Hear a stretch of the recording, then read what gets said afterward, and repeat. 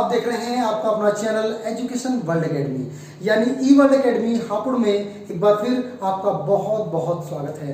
तो दोस्तों, हमेशा आपकी ये शिकायत रहती थी कि सर कैमरे के सामने आकर पढ़ाइए, सर कैमरे के सामने आकर पढ़ाइए। तो मैं आज आप कैमरे के सामने आज आपके सामने उपस्थित हूँ एक नए विषय के साथ। सही देखा आपने दोस्तों, मैं आज स्टार्ट कराने जा रहा हूँ भारतीय संविधान की एक नई सीरीज। मैं ज्योग्राफी मेरी कंटिन्यू चलती रहेगी, लेकिन उसके साथ साथ भारतीय संविधान और हिंदी जैसे विषयों को मैं साथ लेकर चलता रहूंगा। ठीक है, आज हम पढ़ने वाले हैं भारतीय संविधान, और भारतीय संविधान में हम पढ़ेंगे भारतीय संविधान की ऐतिहासिक पृष्ठभूमि के बारे में। किसके बारे में दोस्तों? भारत के संविधान की ऐतिहासिक पृष्ठभूमि के बारे में आज हम पढ़ने जा रहे हैं। तो बने रहिए हमारे साथ। आज की वीडियो बहुत ही इंपॉर्टेंट होने वाली है, खासतौर पे उन स्टूडेंट्स के लिए जो यूपी पीसीएस, यूपी लेखपाल आदि की तैयारी कर रहे हैं, क्योंकि मैं उसी को फोकस करते हुए इन बातों को बताने वाला हूं। यूं तो ऑल ओवर इंडिया जितने भी गवर्नमेंट एग्जाम होते हैं उन सभी में ये सब्जेक्ट आता है। ठीक है, समय को बर्बाद न करते हुए स्टार्ट करते हैं आज के इस लेक्चर को। ठीक, तो दोस्तों बात करते हैं भारतीय संविधान की ऐतिहासिक पृष्ठभूमि की। भारतीय संविधान की ऐतिहासिक पृष्ठभूमि की बुनियाद कब रखी गई, यानी भारतीय संविधान को बनाने का सिलसिला कब से स्टार्ट हुआ। तो जानते हैं भारतीय संविधान के इतिहास के बारे में।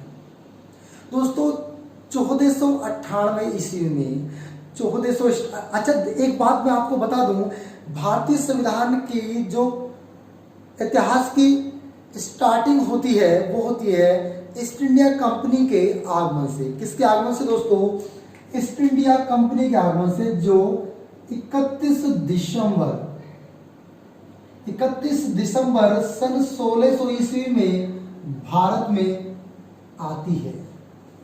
कब आती है? 31 दिसंबर 1600 ईस्वी में भारत में प्रवेश करती है। तभी से ही भारतीय संविधान की ऐतिहासिक पृष्ठभूमि को माना जाता है। अब दोस्तों, अगर आप थोड़ी सी भी अपनी समझ को विकसित करना चाहते हैं तो आपको ये सोचना चाहिए कि आखिरकार इस कंपनी को भारत में क्यों आना पड़ा, क्या लालच था इसका, आखिरकार ये किस उद्देश्य से भारत में आई थी, और ये आई थी तो इनको बताया किसने था भारत के बारे में। ठीक दोस्तों, जब ईस्ट इंडिया कंपनी भारत में आई थी उससे पहले 17 मई 1498 ईस्वी को भारत की खोज कर चुके थे कौन? यूरोपीय नागरिक और यूरोपीय नाविक दोनों थे। कौन? Vasco D gamma. यानी 17 मई सन 1498 ईस्वी में वास्को डी गामा कौन थे दोस्तों? वास्को डी गामा वो पहले व्यक्ति थे जिन्होंने भारत की समुद्री मार्ग से सबसे पहले खोज की। ठीक, और ये जब भारत में आए थे 17 मई सन 1498 ईस्वी में, तो ये पहले क्वेश्चन पूछ लेता कि सबसे पहले भारत में किस जगह आए, भारत में कहां पर आए थे। तो दोस्तों आपकी जानकारी के लिए बता दूं, ये भारत है। भारत में कहां आए थे? ये आए थे यहां पर, यानी यहाँ एक तमिलनाडु का कालीकट तट है। कौन सा तट है? कालीकट तट। यानी वास्को डी गामा भारत में सबसे पहले जो आया था तमिलनाडु के कालीकट तट पर आया था, जहां के राजा हुआ करते थे कौन? राजा जिमोरिन। कौन हुआ करते थे? राजा जिमोरिन। राजा जिमोरिन ने इनका स्वागत किया। राजा जिमोरिन ने वास्को डी गामा का स्वागत किया। अब एक बात सोचने वाली है कि आखिरकार भारत में जैसे ये समुद्र के रास्ते से आए, हो सकता है ये लूटने के उद्देश्य से आए हों, तो उन्होंने स्वागत क्यों किया? सबसे पहले पूछताछ की थी, लेकिन उसके बाद उन्होंने बताया कि इस तरीके से मैं निकला हूं समुद्री रास्ते से नए नए द्वीपों की खोज करने के लिए। ठीक है, क्योंकि भारत का व्यापार पहले से ही अरब वासियों से होता था, अन्य विदेशी लोगों से होता, तुर्की लोगों से होता था। ठीक, लेकिन हुआ क्या? 1453 ईस्वी में 1453 ईस्वी में एक जगह थी कुस्तुनतुनिया। कौन सी जगह थी दोस्तों? कुस्तुनतुनिया, जहां से होकर ये व्यापारी भारत में आते थे। जितने भी अंग्रेजी व्यापारी या यूरोपियन व्यापारी भारत में आते थे, स्पेन के जितने भी लोग थे वो भारत में आते थे, वो कुस्तुनतुनिया से होकर, मध्य एशिया से होकर भारत में प्रवेश करते थे। लेकिन 1453 ईस्वी में कुस्तुनतुनिया को जीत लिया तुर्कों ने। कुस्तुनतुनिया को 1453 ईस्वी में जीत लिया किसने? तुर्कों ने। और तुर्कों ने उस पर अपना कब्जा कर लिया। और उसके बाद जब कोई व्यापारी, यूरोपियन व्यापारी भारत में व्यापार करने के उद्देश्य से आता था या वो अपना यहाँ से माल लेके जाता था, तो होता क्या था, ये उनके जहाजों को लूट लिया करते थे, मतलब सॉरी उनको रास्ते में लूट लिया करते थे, तो उन्हें बड़ी दिक्कत आने लगी थी। लेकिन भारत में व्यापार करना उनके लिए जरूरी था। ठीक, भारत में व्यापार करना उनके लिए जरूरी था। वो भी नए नए रास्ते की खोज कर रहे थे। उसी बीच यूरोप का ही एक नाविक वास्को डी गामा 1498 ईस्वी में भारत में आता है समुद्री मार्ग से। कौन से मार्ग से? समुद्री मार्ग से भारत की खोज करने वाला यह पहला व्यक्ति था वास्को डी गामा। कब की थी? 17 मई 1498 ईस्वी में। ठीक है दोस्तों, तो 17 मई 1498 ईस्वी में जब ये भारत आया था, तो भारत में तमिलनाडु का जो क्षेत्र था, ये काजू, नारियल, काली मिर्च इनके लिए बहुत ज्यादा प्रसिद्ध है आज भी। यहाँ पर काजू बहुत बड़ी मात्रा में होते हैं, नारियल बहुत बड़ी मात्रा में मिलते हैं। बहुत अच्छी किस्म के नारियल और काजू और काली मिर्च यहाँ पर पाई जाती हैं। तो ये भारत में आने के बाद यहाँ से काली मिर्च लेकर गया और ये इंडोनेशिया में भी पहुंचा था। तो ये इंडोनेशिया और भारत से काली मिर्च लेकर वापस लौटा कहाँ पर? यूरोप में। यानी यूरोप की मार्केट में जाकर इन्होंने काली मिर्च को बेचा। तो ये जितना खर्चा करके भारत आया था, उससे 60 गुना ज्यादा लाभ कमाया। किसने? वास्को डी गामा ने। कितने गुना? 60 गुना ज्यादा लाभ कमाया। अब इसके लाभ को देखते हुए अन्य जो व्यापारी थे उनमें खलबली मच गई कि यार एक नाविक है, यूरोपियन नाविक, पुर्तगाली। यूरोपियन को क्या कहा जाता है? देखो ये एक यूरोपियन था। ये कौन था? ये था यूरोपियन।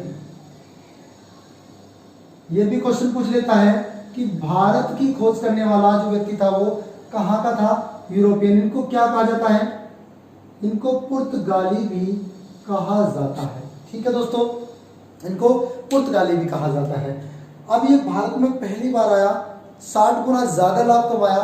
अन्य व्यापारियों ने देखा भी बहुत लाभ है। इसका मतलब जो भारत नाम का द्वीप है, जो भारत नाम का प्रायद्वीप है, यह जो देश है, भूखंड है, वो प्राकृतिक संपदा से परिपूर्ण है।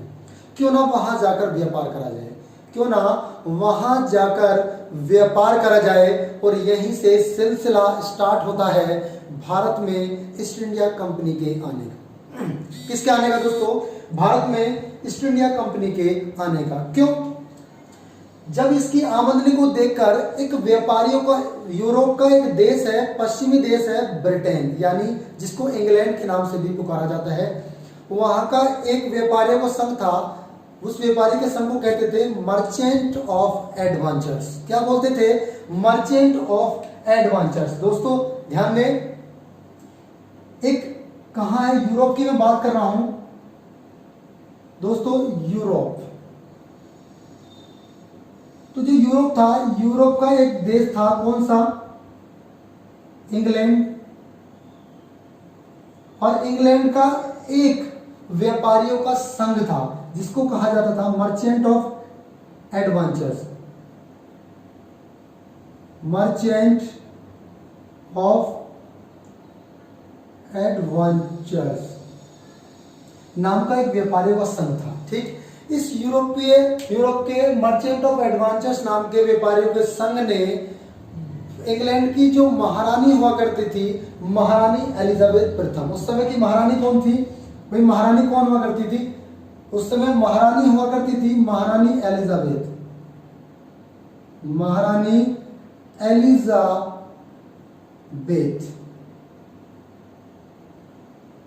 और ये व्यापारियों का संघ महारानी एलिजाबेथ प्रथम के पास पहुंचा और उसने कहा कि महारानी, क्या आप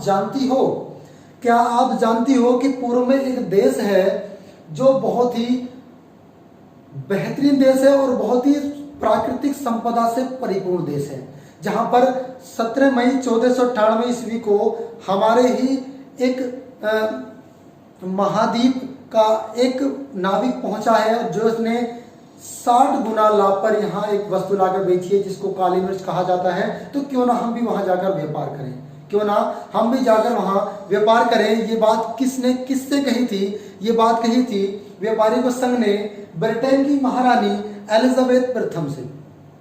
तो ब्रिटेन की महारानी एलिजाबेथ प्रथम ने कहा कि भाई चलो ठीक है, आप चाहते हो कि मैं आपके साथ मतलब आपको परमिशन दूं वहां जाने की, तो कितने लोग हो आप जो इसमें शामिल होना चाहते हो? कितने लोग हो फटाफट मुझे बताइएगा। तो वो जो लोग थे, वो व्यापारी का जो संघ था वो 217 लोग थे। कितने थे? 217 थे। कितने थे दोस्तों? 217। और उन्होंने कहा, महारानी एलिजाबेथ ने पूछा कि भाई जो 217 लोग हो, आपके पास कितनी संपत्ति है वहां पर जाने के लिए? कुछ जमा जोखो आपके पास है या बस एवं ही चल दिए भारत में व्यापार करने के लिए? बोले महारानी हमारे पास कुछ पूंजी है। वो पूंजी कितनी थी? 30,133 पौंड। ठीक है, 30,133 पौंड की पूंजी थी, जितने जो किनके पास थी? जो उस व्यापारियों के संघ के पास हुआ करती थी उस टाइम पे दोस्तों। ठीक है, आई होप आप इसका स्क्रीनशॉट ले लीजिएगा। आई होप कि आपने इसका एक स्क्रीनशॉट ले लिया होगा और यहाँ तक की कहानी आपको अच्छे से समझ में आ रही होगी। ठीक है दोस्तों, महारानी एलिजाबेथ प्रथम ने 217 लोगों के ग्रुप का, जो मर्चेंट ऑफ एडवेंचर्स कहा जाता था, 30,133 पौंड या पाउंड भी कहा जाता है इसको, कि उनके पास संपत्ति थी। भारत में आने की अनुमति मिलेगी या नहीं मिलेगी, अभी देखते हैं इसको। तो महारानी एलिजाबेथ प्रथम ने इन लोगों को एक चार्टर एक्ट, एक राजलेख के माध्यम से भारत में व्यापार करने के लिए भेजा। किसको भेजा? इन मर्चेंट ऑफ एडवेंचर्स के इस 217 लोगों के समूह को भारत में व्यापार करने के उद्देश्य से भेजा। ठीक है, तो कब भेजा ये कहानी और महत्वपूर्ण। आइए मैं इसको थोड़ा सा रफ कर देता हूं। ठीक है दोस्तों, आगे रुक करते हैं। यहां तक की कहानी आपको उम्मीद है समझ में आ रही होगी। ठीक है, अब हम आते हैं वहीं जहां से क्लास हमने स्टार्ट की थी, यानी 31 दिसंबर 1600 ईस्वी। यही वो तारीख थी जब महारानी एलिजाबेथ प्रथम ने इन 217 31 दिसंबर 1600 ईस्वी को महारानी कौन थी? एलिजाबेथ प्रथम ने क्या किया? एक मर्चेंट ऑफ एडवेंचर्स नाम के एक व्यापारी के संघ को, जिनकी संख्या कितनी होती थी दोस्तों? उनकी संख्या कितनी थी? 217। उनके पास पूंजी कितनी थी? 30,133 पाउंड। इस एक व्यापारी के संघ को भारत में व्यापार करने की अनुमति दे दी। ठीक है, कब दी? 31 दिसंबर 1600 ईस्वी को। ठीक, और ये जो अनुमति दी वो कितने समय के लिए दी गई? महारानी एलिजाबेथ प्रथम ने कहा कि आप केवल 15 वर्षों तक भारत में व्यापार करोगे। क्या करोगे? व्यापार करोगे। ठीक है, यानी 15 वर्षों के लिए भारत में व्यापार करने की अनुमति दे देती है कौन?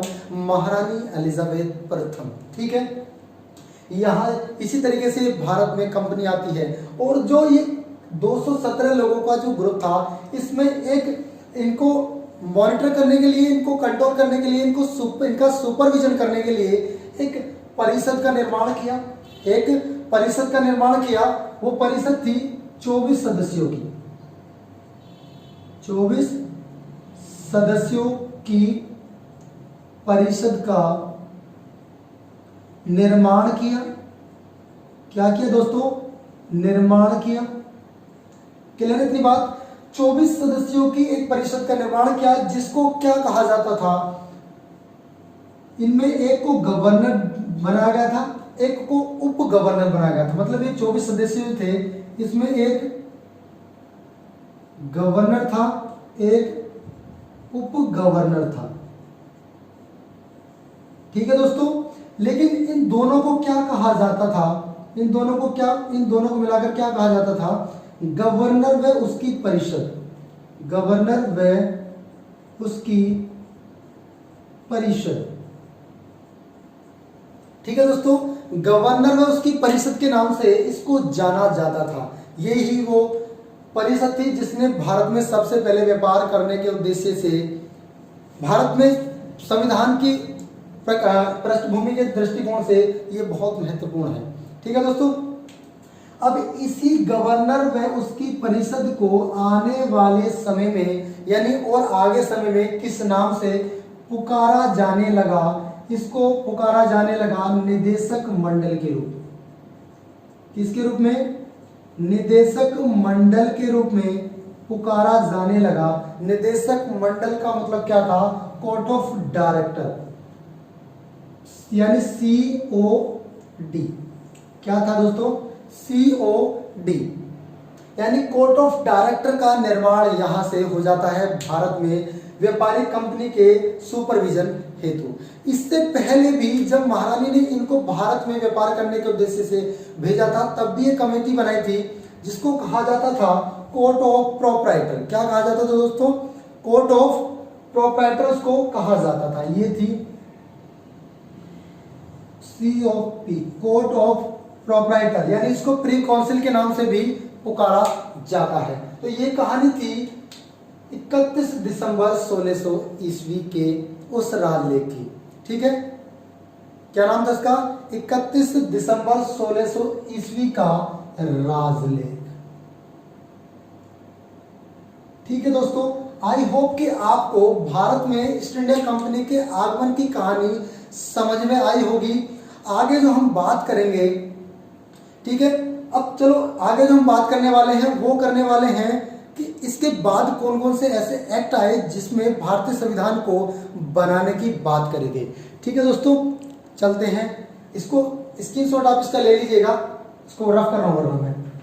ठीक है, आई होप को आपको कहानी के माध्यम से आपको समझ में आ रहा होगा। और यदि ये पहली वीडियो है भारतीय संविधान के संबंध में, यदि आपको पसंद आती है दोस्तों तो एक बार कमेंट बॉक्स में करके बताइएगा सर इस सीरीज को जारी रखो, क्योंकि बहुत अच्छा लग रहा है या अच्छा लग रहा है, जो भी आप बोलोगे तभी मैं इसको कंटिन्यू रख पाऊंगा, अदरवाइज मैं इसको कंटिन्यू नहीं रखूंगा। यदि आपको पसंद आती है तो एक बार चैनल को लाइक करें, सब्सक्राइब करें और कमेंट करके बताएं कि कैसी लगी मेरी ये क्लास। ठीक है, उसके बाद आता है आपका 1726 का राजलेख।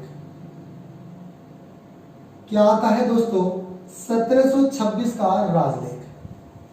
1726 के राजलेख में कोई बहुत ज्यादा बातें नहीं हुई हैं, बहुत ज्यादा बड़ी बातें इसमें नहीं हुई हैं। इसमें कुछ ही बातों को मैं आपके सामने डिस्कस करने वाला हूं। ठीक है दोस्तों, अब इसको आप अगर देखना चाहते हैं आगे तक के लिए तो कमेंट में करके बताइएगा जरूर कि इसको जारी रखूं या ना।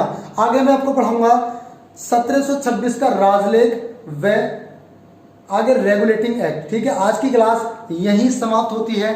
Thank you so much for watching this video and comment, share and like this video if you like it. ठीक है, thank you so much, thank you again.